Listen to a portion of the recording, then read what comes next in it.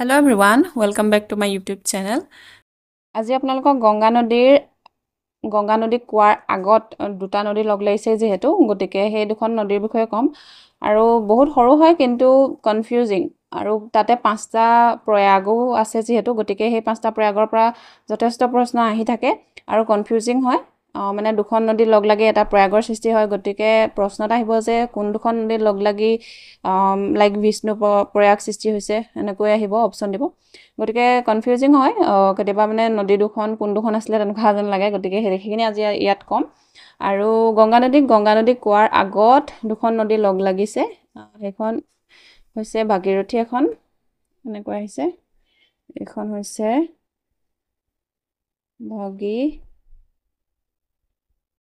ভাগীৰথী আৰু ভাগীৰথী ওলাইছে গৌমুখ গংগোত্ৰী গংগোত্ৰী আপোনালোকে অসমীয়াতো লিখিব পাৰে আৰু এতিয়া এইখন ওলালে বাৰু এইখিতে আৰু এখন ওলাইছে এনেকৈ এইখন হৈছে এনেকৈ লাগিছেহি আৰু এইখন ওলাইছে এইখন মানে নৈখনৰ নাম হৈছে মই এইখিনি লিখিছোঁ কাৰণ ইয়াত প্ৰয়াগখিনি লিখিব লাগিব আৰু এইখন হৈছে অলকনন্দা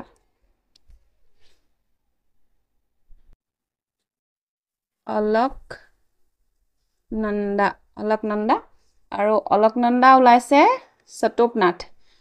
চটোপনাথৰ পৰা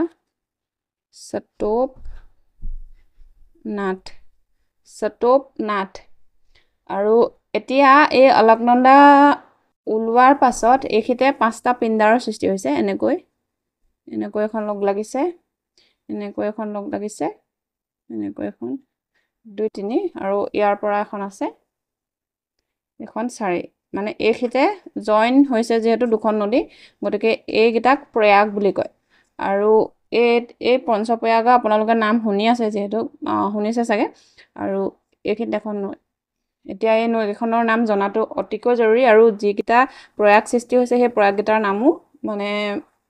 ওপৰৰ পৰা তললৈ একেবাৰে একাদিক্ৰমে জনাটো প্ৰয়োজন গতিকে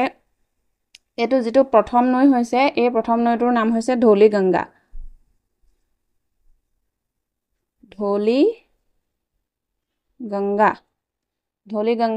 আৰু ইয়াৰে যিটো অলকনন্দাৰ লগত লগ হৈ যিটো মানে প্ৰয়াগৰ সৃষ্টি কৰিছে সেইটো হৈছে বিষ্ণু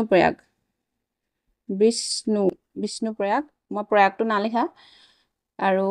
এতিয়া এইটো বিষ্ণু প্ৰয়াগ হৈ গ'ল এতিয়া নেক্সট নৈটো হৈছে এই নদীটোৰ নাম হৈছে নন্দাকিনী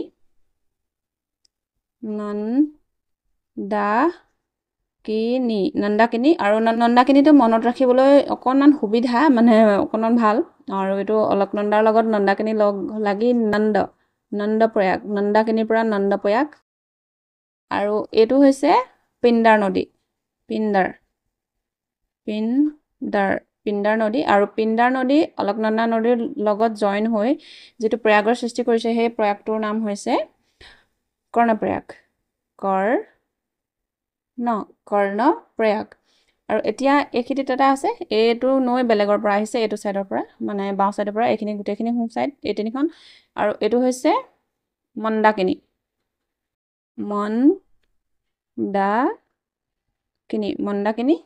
আৰু মন্দাকিনীক কালীগংগা বুলিও কয় আৰু ইয়াৰে নামবিলাক আপোনালোকে চাব মন্দাকিনী নন্দাকিনী অকণমান মানে সেম সেইটো কাৰণে কনফিউজন হয় আৰু মন্দাকিনী বাওঁ চাইডৰ পৰা নন্দাকিনী সোঁ চাইডৰ পৰা এতিয়া আৰু নৈখনৰ ফালৰ পৰা চাবলৈ হ'লে এইখন কিন্তু মানে মন্দাকিনীখন সোঁফালে আছে আৰু নন্দাকিনীখন বাওঁফালে আছে এতিয়া এইটো য'ত লাগিছেহি মন্দাকিনী আৰু অলকনন্দা সেইটো হৈছে ৰুদ্ৰপ্ৰয়াগ আৰু এতিয়া ভগীৰথী আৰু অলকনন্দা মেইন দুখন নদী লগ লাগি যিটো প্ৰয়াগৰ সৃষ্টি কৰিছে সেইটো হৈছে দেৱপ্ৰয়াগ ৰুদ্ৰপ্ৰয়াগ আৰু দেৱপ্ৰয়াগ মোষ্ট ইম্পৰ্টেণ্ট হয় আৰু এইকেইটাও ইম্পৰ্টেণ্ট কিন্তু এইকেইটা মোষ্ট ইম্পৰ্টেণ্ট আহি থাকে পৰীক্ষা আৰু আপোনালোকে নৈখন ক'ৰ পৰা ওলাইছে অলকনন্দা আৰু ভগীৰথী সেইটো জনাটো মানে ইম্পৰ্টেণ্ট হয় গৌমুখ গংগোত্ৰী আৰু অলকনন্দা ওলাইছে চটোপনাথৰ পৰা এতিয়া এইখিনিৰ পৰাহে এইখন গংগা নদী হৈছে। ইয়াৰ আগত কিন্তু গংগা বুলি নকয়, গংগা হৈছেগৈ। আৰু এইখিনিৰ পৰা মই নেক্সট ভিডিঅ'ত আনিম। আৰু আপোনালোকে এনেকৈ নোটছবিলাক বনাই ল'ব, মানে যেতিয়া এখন মেপ আঁকিব তাৰ তলতে আপোনালোকে ধৰক এতিয়া মই এটা লিখি দিছোঁ। এতিয়া ধৌলিগংগা আৰু যিহেতু অলকনন্দা লগ লাগি বিষ্ণুপ্ৰয়াগ হৈছে, আপোনালোকে ধৌলি প্লাছ অলক, আপোনালোকে ফুল নেমো লিখিব পাৰে, ইজ ইকুৱেল টু বিষ্ণু, এনেকৈ আপোনালোকে এই ছাইডতে সৰু সৰুকৈ লিখি থ'ব। আৰু আপোনালোকে এইকেইটা মানে একাদিক্ৰমে জনাটো দৰকাৰী, কাৰণ আপোনালোকে যদি পিণ্ডাৰটো ইয়াত মানে কনফিউজন লাগি ইয়াত আঁকেগৈ, মানে মনত ইয়াত আহেগৈ, তেতিয়াহ'লে খেলি মেলি লাগি যাব।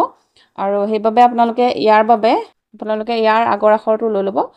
মানে নৈখনৰ DNP আৰু এইটো M, D ধৌলিগংগা,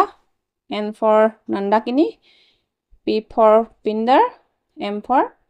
মন্দাকিনী। এতিয়া আপোনালোকে মই এইটো ট্ৰিক্স কৰি এটা মানে ট্ৰিক্স বনাই লৈছিলোঁ, সেইটো হৈছে ডক্টৰ নৰেন্দ্ৰ মোদী PM। এইটো মোৰ নৰেন্দ্ৰ মোদীৰ ডক্টৰ নহয় বাৰু, ডক্টৰ ডিগ্ৰী নাই, তথাপিতো মই এনেই সাজি লৈছিলোঁ ডক্টৰ নৰেন্দ্ৰ মোদী PM। আপোনালোকে বেলেগ নিজৰ অনুযায়ী বনাই ল'ব পাৰে, মই তেনেকৈ কৰিছিলোঁ। আৰু নৈখনৰ প্ৰথম ভাগটো এনেকুৱাই, আৰু ইয়াতকৈ ডিপত মানে জনাটো থাৰ্ড গ্ৰেডৰ বাবে প্ৰয়োজন নাই। গতিকে আপোনালোকক নেক্সট ভিডিঅ'ত এই গংগাৰ এইখিনি পাৰ্ট মানে লৈ আহিম। আৰু যদি আপোনালোকৰ ৰেচপন্স ভাল থাকে আৰু আপোনালোকে যদি কমেণ্টত জনায় যে ছেকেণ্ড পাৰ্টটো লাগে, গতিকে তেতিয়া আকৌ নেক্সট পাৰ্টটো লৈ আহিম। গংগা নদীৰ বুলি নহয়, বাকীকেইখন নৈৰো, কাৰণ নৈ বহুত ইম্পৰ্টেণ্ট হয়, আৰু নৈত যিবিলাক ডেম আছে সেইবিলাকো ইম্পৰ্টেণ্ট হয়। আৰু এনেকৈ কৰিলে আপোনালোকৰ ডেমো কভাৰ হৈ যাব, আৰু নৈবিলাকৰ যিবিলাক মানে উপনৈ আছে সেইবিলাকো কভাৰ হৈ যাব। গতিকে এইটো ভিডিঅ' এইখিনিতে সামৰণি মাৰিছোঁ। যদি ভাল পালে লাইক কৰিব, ভিডিঅ'টো শ্বেয়াৰ কৰিব যদি প্ৰয়োজন বুলি ভাবে কাৰোবাক। তেতিয়াহ'লে আকৌ লগ পাম নতুন এটা ভিডিঅ'তে। Bye bye.